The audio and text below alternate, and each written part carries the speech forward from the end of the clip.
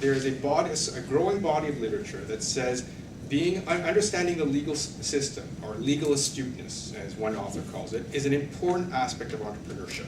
So for example, if you were to take somebody who was born and raised in Canada, never lived in China before, and then just sent them to China and expect them to be a great entrepreneur just because they were a great entrepreneur here, they may run into difficulties because of the cultural differences as well as the differences in legal system.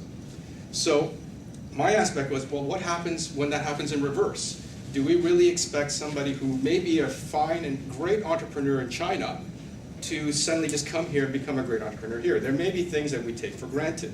So in that literature, when I was going through it, this is what academics like to do, and this is good news for the academic, i.e. me, is there was nothing written about this, basically. It's it's understudied.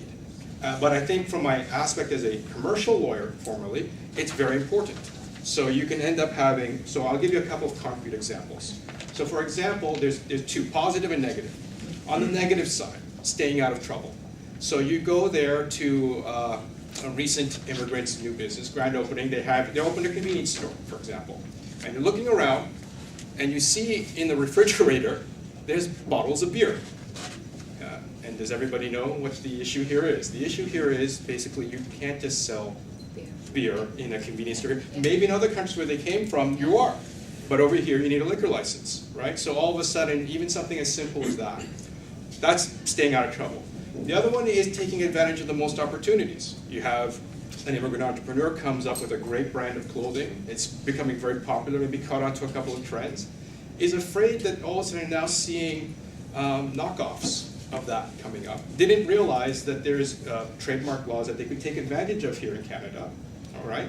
Maybe either they didn't know, or maybe from the jurisdiction that they came from, because trademark laws are not enforced that much there, that they discounted the value of what a trademark might mean here. So I don't see much of support for that. I think basically, and I think part of that thinking has always been, oh, well, you can go pay to get legal advice. Well, first of all, legal advice can be very expensive.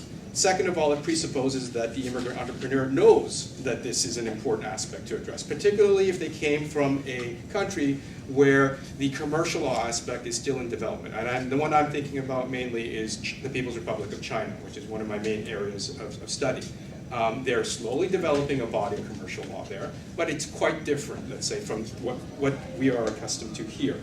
So my disappointment in this was, I'm not exactly sure, because as Harold mentioned, it's a changing, how much support is being given to entrepreneurs to help Canada invest in their success. And part of the investment in their success, just like financial literacy has been shown to be a very important point, I would submit to you that legal consciousness, or at least legal astuteness, as this one scholar called it, and she published her article in the Academy of Management Review, of probably the top or one of the top business management reviews, about the importance of that legal astuteness.